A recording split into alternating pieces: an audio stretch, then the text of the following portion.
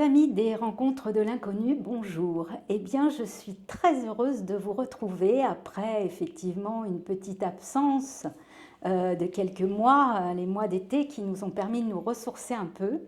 Et je suis très heureuse de vous retrouver pour vous annoncer que nous allons lancer la 3e édition des Rencontres de l'Inconnu à Cajarc, comme tous les ans à l'Ascension, qui aura lieu donc cette année les 14, 15 et 16 mai 2026.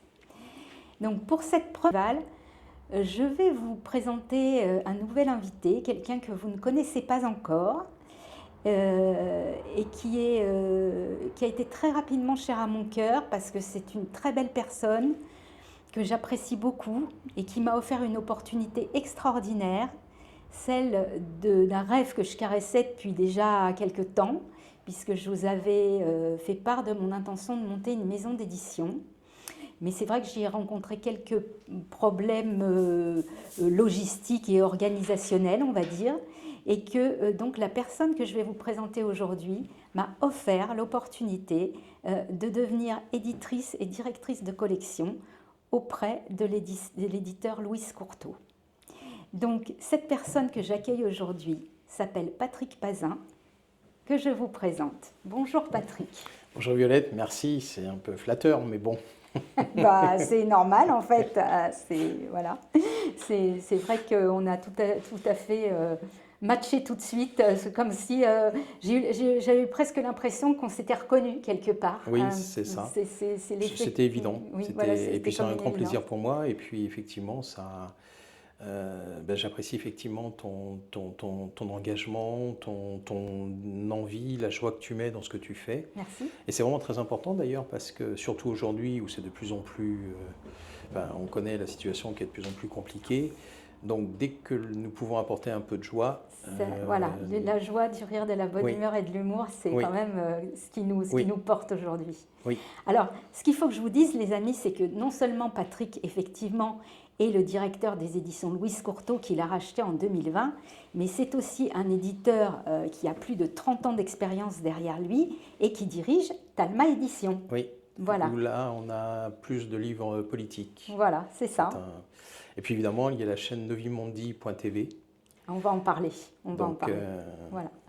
Alors, effectivement, l'objet de notre interview aujourd'hui avec Patrick, puisqu'il va intervenir sur le festival de cette année, le festival 2026, eh bien, c'est qu'en fait, nous avons décidé cette année, d'un commun accord, qu'en plus d'une librairie, puisque vous savez que tous les ans, je propose un joli rayon librairie pendant le festival, eh bien, nous allons faire un petit salon du livre cette année. Alors, est-ce que Patrick, tu peux nous parler de ce salon du livre? Alors, qu'est-ce qu'on va y faire? Comment ce sera organisé? Explique-nous un petit peu tout ça. Alors, déjà, comme il y a un magnifique programme au moment du festival, avec des auteurs qui ont des livres, en tout cas pour la plupart d'entre eux, oui. Effectivement, il eût été dommage de ne pas proposer une librairie éphémère pendant toute la durée du salon. Et en plus, je trouve que c'est vraiment très important qu'on puisse rencontrer des auteurs, oui. qu'on puisse discuter avec eux, qu'on puisse faire dédicacer un livre. Parce qu'il prend tout d'un coup, c'est plus seulement un livre, c'est aussi un souvenir, une rencontre, enfin c'est un moment particulier. Et effectivement, je trouvais ton idée d'avoir un salon du livre éphémère pendant la durée du festival était vraiment souhaitable. Et parce que, moi je le vois en tant qu'éditeur, nous participons régulièrement à des salons. Et c'est vraiment très important pour les auteurs comme pour les lecteurs Exactement. de pouvoir se rencontrer, déjà pour les auteurs, de savoir qu'il y a des personnes qui les aiment, qui les suivent, alors qu'ils ne se sont jamais rencontrés. Et puis là... et puis pour les lecteurs aussi, de pouvoir rencontrer leurs auteurs favoris, parce que souvent ce sont des auteurs favoris. Oui, bien sûr. Voilà. Donc je trouvais que c'était une belle initiative, une belle idée de l'ajouter au programme déjà riche des 3 jours des Rencontres de l'Inconnu. Merci, c'est gentil et ça me fait d'autant plus plaisir que je vais pouvoir faire ça avec toi et qu'on aura sur place évidemment déjà des auteurs. Voilà, alors il y a des incontournables, hein, il y aura Umberto Molinaro qui a un public incontestable, on aura Michel de Sèye, on aura Bleuette Dio, dont on va sortir un livre officiellement, qui est les Tribulations de l'Arche d'Alliance. Qui a fait un travail de recherche remarquable. Absolument. Donc on va, voilà, et puis on aura aussi Christophe Soyer qui sort un livre aussi au mois de février prochain et qui sera effectivement, alors Christophe, vous le connaissez en tant qu'organisateur du festival, mais figurez-vous qu'il nous a fait un très joli livre. Moi, j'avoue, moi qui suis son épouse, eh bien, j'étais très étonnée de ce qu'il avait écrit parce que des livres sur le magnétisme, il y en a tellement eu d'écrits et tellement tout et n'importe quoi d'ailleurs, il faut quand même le dire, que j'ai été très très surprise de ce que j'ai lu dans ce livre et que je trouve que c'est un ouvrage qui est vraiment à part de tout ce que j'ai pu lire jusqu'à présent sur le magnétisme. C'est pas parce que c'est mon mari qui l'a écrit, mais franchement, c'est très surprenant. Mais nous aurons également une jeune auteure très prometteuse qui s'appelle Violette Valorcy.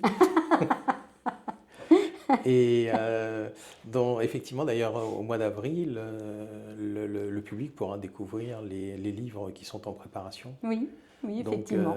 Donc, c'est vrai aussi. Je suis ravi de te publier et puis de présenter ce que tu fais aux Rencontres de l'Inconnu. Ouais, merci. Merci, c'est bien aussi. et donc voilà, on organise ça effectivement à côté de la librairie, hein, il y aura le salon, donc vous pourrez venir faire dédicacer vos livres, vous pourrez venir rencontrer les auteurs, discuter avec eux, parler avec Patrick aussi en tant qu'éditeur, puisque peut-être que parmi vous, il y a des gens qui ont des talents d'auteur, on ne sait pas. Et toi aussi d'ailleurs, en tant qu'éditrice. Et moi aussi, bien évidemment. Voilà. D'ailleurs, je le signale, si vous avez déjà acheté un livre d'un des auteurs qui seront présents au festival, venez avec. Enfin, je veux dire, oui, absolument. Il n'y a aucun problème. Oui, pour les dédicaces, évidemment, bien sûr. Je veux dire, si vous les avez déjà, venez avec. Absolument. Alors, je voulais quand même vous dire, chers amis, que Patrick a quand même des grandes théories. Sur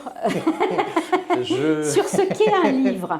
Alors Patrick, j'aimerais qu'en exclusivité, tu nous expliques la différence qu'il y a entre un livre et un bouquin. Ah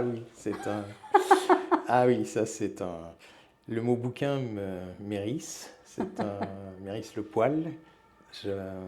Et effectivement, quand j'entends un auteur parler de son bouquin, alors on me dit oui, non, mais c'est un mot affectueux, d'accord. Mais ça signifie d'abord un livre qui a peu de valeur. Et comme je le dis à des auteurs qui emploient le mot bouquin, je dis le jour où on parlera des bouquins sacrés, en parlant de la Bible, du Coran, de la Torah et d'autres, des évangiles. Peut-être éventuellement que j'envisagerais, mais ça n'est pas encore sûr, d'employer le mot bouquin.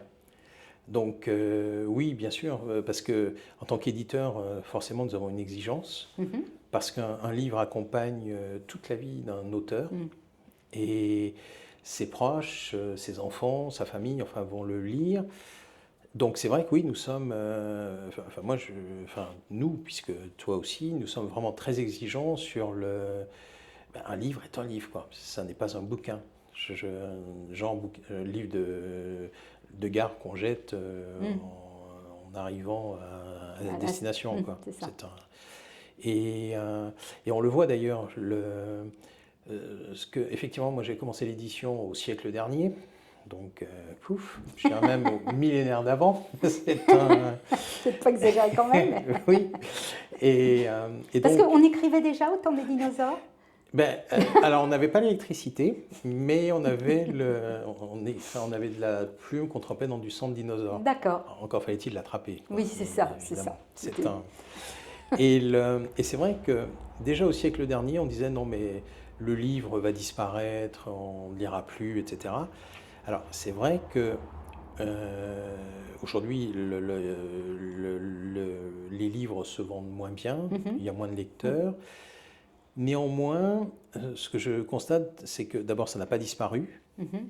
Ça continue. Non, parce qu'en fait, moi, pour en avoir discuté déjà avec les vrais amateurs de livres, avec les vrais lecteurs, ils ont besoin d'avoir le papier dans les mains. Oui, bien et sûr. lire sur une tablette ou sur... c'est pas la même chose. Ça ne leur procure pas la même sensation, ni le même plaisir, ni le même frisson, en fait. Puis, évidemment, puisque déjà, il n'y a pas le toucher, par exemple, Oui. alors, enfin, ou le toucher d'une tablette, je ne sais pas si on peut appeler ça du toucher. Mm. Et puis, en plus, ce qui est intéressant avec le livre, c'est que on a tous acheté des livres qu'on n'a pas lus. Oui, il y en a plein les bibliothèques. Voilà, et que nous ne lirons jamais, mais n'empêche qu'ils sont là. Et ça crée une forme de... Finalement, ça entretient le... Enfin, évidemment, je suis partial, puisque je suis en tant qu'éditeur, mais je trouve que ça entretient l'intelligence. C'est-à-dire que... C'est une forme d'égrégore, en fait. Oui, c'est ça. Un peu ça. Et oui, exactement. C'est exactement ça. C'est-à-dire qu'ils sont là, ça participe à l'énergie dans laquelle nous vivons. Et même un roman d'ailleurs, enfin, je veux dire, on n'est pas obligé de n'avoir que des biographies historiques chez soi, je veux dire, même un roman en fait. Oui. Et puis un livre, c'est un souvenir, comme nous le disions, c'est une rencontre, on peut se souvenir que tel livre, on l'a acheté à tel moment, enfin c'est un... Dans telle circonstance, oui, il participe à la vie, absolument. Oui. Alors que un e-book, je ne sais pas si on se souvient avec de l'émotion quand on l'a acheté. Mais bon, j'avoue que je préfère quand même le livre papier. D'ailleurs, en Allemagne, par exemple, c'est un des marchés en Europe où le papier a la plus grande proportion. L'e-book ne marche quasiment pas. D'accord. En Allemagne. En Allemagne, oui. C'est un...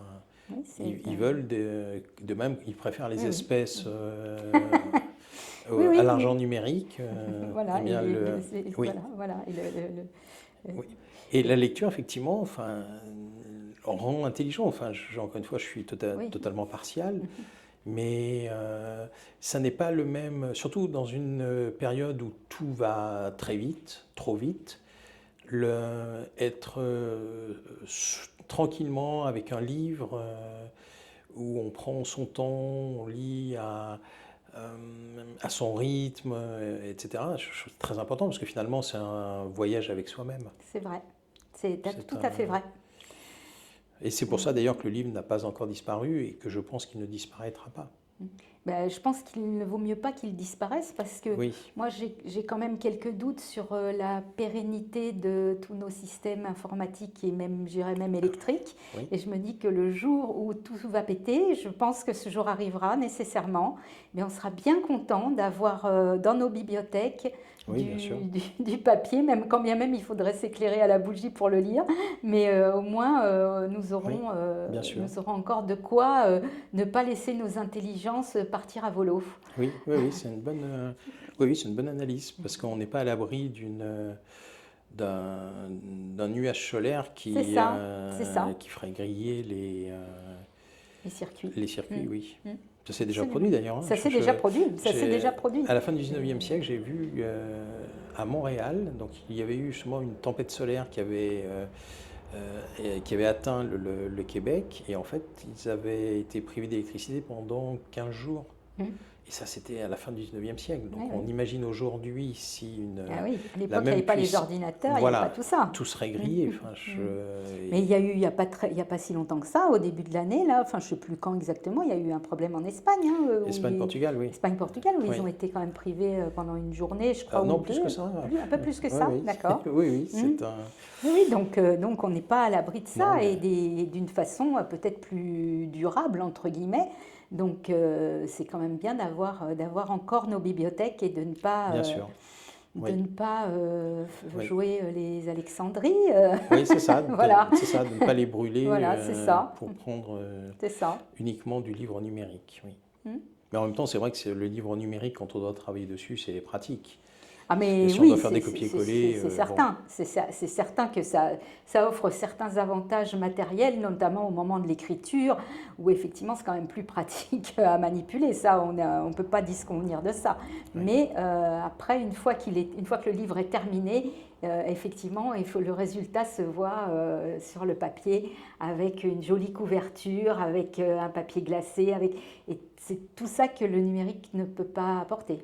Il y a aussi quelque chose dont il faut qu'on parle, Patrick, c'est que indépendamment du fait que tu es éditeur de livres papier, on vient bien de l'expliquer, oui. Tu as quand même une chaîne qui s'appelle Novi Mundi.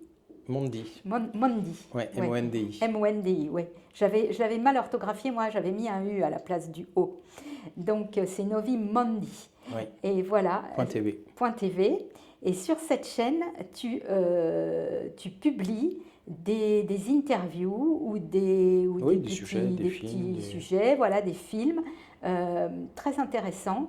Alors, on va quand même dire à nos spectateurs que cette chaîne est une chaîne payante, mais je dirais extrêmement bon marché, puisque tu prends des participations à hauteur de 19 €, c'est ça? Oui, c'est 19,90 pour un an. 19,90 par an, pas par mois, les amis, par an. Ah bah. Donc, et ça vous permet d'avoir, franchement, moins de 20 € par an pour des contenus de qualité. Ça vaut quand même le coup, plutôt que de gober tout cru tout un tas de choses qui sont plus ou moins vraies, qui sont plus ou moins justes. Ça vaut quand même le coup de mettre 20 € dans la cagnotte pour avoir vraiment du contenu de qualité. En tout cas, merci d'avance. Merci pour tes commentaires. Merci à tous ceux qui nous rejoindront. En fait, l'origine, alors effectivement, ce n'est pas une chaîne YouTube, ça c'est hors de question. L'idée est de montrer qu'il y a des solutions. Toutes les solutions sont déjà là. Alors quand je dis les solutions, c'est-à-dire que la première collection qui a été créée s'appelle Abondance. Donc moi ça fait plus de 20 ans que je filme des récoltes extraordinaires sans un gramme de chimie. Donc quand j'entends « ah oui mais nous sommes trop nombreux sur Terre », la planète est foutue, et pati et pata, voilà. On peut nourrir 2 fois l'humanité sans, je le redis, sans chimie. Et même pour l'eau, j'ai commencé un film sur l'eau primaire. Donc l'eau primaire, ce sont des quantités de... En fait, contrairement à ce qu'on nous dit, il n'y aura pas de pénurie d'eau douce sur Terre, parce que dans le manteau de la Terre, il y a des milliards et des milliards de mètres cubes d'eau. J'ai participé à des explorations. Et elle attend juste que nous allions la chercher. Alors c'est connu depuis des décennies, même depuis plus longtemps.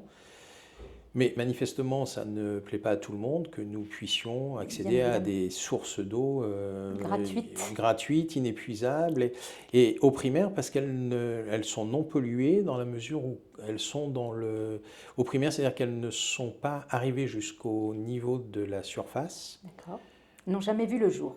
Voilà, c'est ça. Donc elles n'ont subi aucune pollution et elles ne sont pas très profondes, donc elles sont en dessous des nappes phréatiques. Donc c'est autre chose que les nappes phréatiques que nous connaissons, oui. Et on en trouve à 100 mètres, 200 mètres, 400 mètres en dessous de la surface. Non, c'est très simple. En forage, il n'y a aucun problème. Et là, j'ai une amie pas des milliers de kilomètres. Dont c'est le métier, qui est au Paraguay. Depuis qu'elle y est, ils ont fait 7 forages. Ils ont tous été avec succès. D'accord. Et là, elle m'a dit elle travaille sur un énorme projet au Brésil. On en parlera plus tard. En fait, de l'eau, il y en a partout.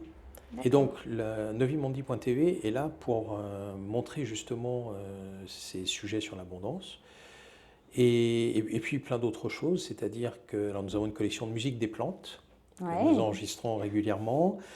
Et puis, ça va être un des ateliers que nous allons proposer aux rencontres musique des plantes. On en reparlera. Bien sûr, c'est quelque chose de magique. Et en plus, quand les enfants écoutent, quand ils sont présents et qu'ils participent à un enregistrement, forcément, ils regardent la nature d'une autre façon. Et d'ailleurs, un enfant, je me souviens, avait dit ah mais c'est magique. Mais oui, la nature est magique, en fait. Oui, la nature est tout à fait magique. On a beaucoup d'autres choses sur par exemple, une collection mystère. C'est inépuisable. En fait, la Terre, l'humanité sont pleines de sont pleines de mystères. Enfin, je veux dire, incroyable, quoi. C'est sur les civilisations anciennes, sur etc. Alors, Enfin, je crois d'ailleurs que tu viens de publier, m'as-tu dit tout à l'heure, une interview que nous avions faite ensemble, oui, sur le linceul de Turin. C'est ça. Voilà. Qui reste, en fait, après plus d'un siècle de toutes les analyses possibles et inimaginables, on ne sait toujours pas si le suaire est... Voilà, c'est toujours pas complètement... On a des présomptions, naturellement, mais il n'y a pas de consensus. C'est ça, il n'y a pas. Et... enfin bon, venez, rejoignez-nous, vous verrez aussi les soins de l'empereur jaune. C'est un processus étonnant que j'ai mis en place il y a 3 ans. Enfin, tu le connais, hein, c'est un l'empereur jaune, en fait, pour ceux qui ne le connaissent pas, c'est le premier empereur des 5 empereurs mythiques de la Chine, qui vivait au 3e millénaire avant Jésus-Christ, et qui est considéré comme le père de la civilisation chinoise et le père de la médecine traditionnelle chinoise. Un grand thaumaturge. Et, oui, et donc j'ai une amie qui peut se connecter aux âmes disparues, et je lui dis, tu vas te connecter aux âmes disparues qui ont œuvré dans le domaine de la santé, pour voir s'ils peuvent aider l'humanité d'aujourd'hui à aller mieux. La première à qui... avec laquelle je lui ai demandé de se connecter, c'était Hildegarde de Bingen, évidemment, la grande Hildegarde. Voilà. D'ailleurs, dans la collection Mystère, nous avons fait un sujet, j'en ai profité pour faire un sujet sur elle, notamment sur la lingua ignota. C'est une des femmes qui me fascine le plus, bien sûr, Hildegarde. C'est un être exceptionnel. Et puis Hildegarde a dit que non, sa mission était terminée, donc elle ne pouvait pas nous aider. Et c'est là où j'ai demandé à mon ami de prendre contact avec l'empereur jaune. On a reçu autour de 280 prières, des textes, enfin c'est très étonnant. Oui, c'est très surprenant. Et puis en plus, nous recevons des dizaines de témoignages, parce que ce ne sont pas des prières religieuses, il n'était pas une divinité, donc ce ne sont pas des prières à l'empereur jaune, ce sont des prières de l'empereur jaune. Mais le dernier témoignage que nous avons reçu, c'était une femme qui s'était abonnée à novimandi.tv, où il y a toutes les prières, et je propose ceux qui ont un trouble pour lesquels il n'y a pas de prière de nous solliciter. Et elle m'écrit en disant, voilà, j'ai vu qu'il n'y avait pas la prière pour la névralgie du nerf trijumeau. Ah oui. Bon, moi je ne connaissais pas cette maladie, donc nous avons demandé. Très douloureux. Oui, c'est ça. Et donc, dès que je l'ai reçu, donc nous avons reçu la prière, je lui ai envoyé, et 15 jours après, elle m'écrit en disant, un grand merci, parce qu'elle l'explique, ça faisait 10 ans qu'elle souffrait horriblement, c'est le mot qu'elle emploie, que les neurologues n'avaient aucun soin pour le nerf trijumeau, en fait, c'est dans le crâne. Donc c'est vraiment très douloureux, comme tu le disais. C'est au niveau des tempes, là, je crois. Oui, c'est ça. Et que même, la seule solution, il lui donnait des antidouleurs, mais ça devenait aussi douloureux, enfin, ça ne faisait pas grand-chose. Et qu'en fait, elle récitait la prière depuis 15 jours et que ça avait disparu. Donc, alors je ne dis pas que ça marche à tous les coups, mais n'hésitez pas à explorer, puisque de toute façon, on a des dizaines de témoignages sur des maladies comme le zona, comme même on a des cas de cancer d'enfants, etc. Donc voilà, donc oui, sur novimandi.tv, et puis donc nous aurons le plaisir de diffuser les conférences qui seront faites Voilà, donc c'est là aussi que je voulais en venir. Donc en fait, les amis, pour tout vous dire, donc les conférences, puisque ça fait pendant 2 ans, nous avons tenté de mettre en boîte les conférences qui ont eu lieu, et sans grand succès, parce que soit elles n'ont pas été montées en temps et heure, soit comme cette année nous avons des gros problèmes de prise de vue et des logistiques et de panne qui font qu'on n'a pas pu être mises en boîte comme on l'aurait souhaité. Et souvent les gens me demandent, mais est-ce qu'on pourrait les avoir les conférences qui sont passées, etc. Ou moi je suis là, mais j'ai voulu faire autre chose, puisque on propose quand même différentes choses sur le festival et j'ai pas pu assister à telle conférence, j'aurais bien aimé la voir. Donc cette année, je pense que nous allons vraiment remédier au problème et nous allons donner donc à Patrick l'exclusivité des conférences qui vont être mises en boîte, puisque cette année, nous devrions normalement pouvoir, et nous allons investir dans le fait d'avoir un matériel fiable, susceptible d'enregistrer donc ces conférences. Par conséquent, Patrick aura l'exclusivité sur Novimundi pour diffuser ces conférences que vous pourrez donc revoir sur cette plateforme. Et donc, on vous encourage vivement, donc comme je vous disais, pour avoir un contenu de qualité, 20 € à l'année, je pense que voilà, c'est à la portée quand même de tout le monde. En fait, on l'a mis à 19,90 19,90 non, mais voilà. ou 20, c'est pareil. Je dis moins de 20 € en tout voilà. cas. L'idée, c'était que ce soit au prix d'un livre. Oui. Que l'abonnement soit au prix d'un livre. D'accord, c'est une super idée. Voilà. Donc voilà, donc vous aurez accès donc aux conférences du festival prochain et des suivants, parce que je pense que les rencontres ne s'arrêteront pas là, hein, autant vous le dire. Là, on est en train de prendre quand même un tournant et une incentive là, qui nous propulse un petit peu, faut quand même le dire. Vague. Voilà, on est en train de prendre de l'importance et on le dit en toute modestie, c'est pas le sujet. Le sujet, c'est de dire que voilà, on va vous proposer de plus en plus de choses, de plus en plus de contenu, de vous faire rencontrer de plus en plus de belles personnes et puis pour vous faire passer les meilleurs moments possibles avec plein d'activités, Donc cette année, le festival, vous le verrez, je ne vais pas tarder à vous envoyer le programme tel qu'il a été conçu. Cette année, nous avons un format un petit peu différent puisqu'on aura moins de conférences. Cette année, on va se borner à 9 conférences. Alors qu'il y en avait 15, quand je dis cette année, l'année prochaine, parce que pour moi ce qui est passé c'était l'année dernière, mais en fait c'est cette année et l'année prochaine.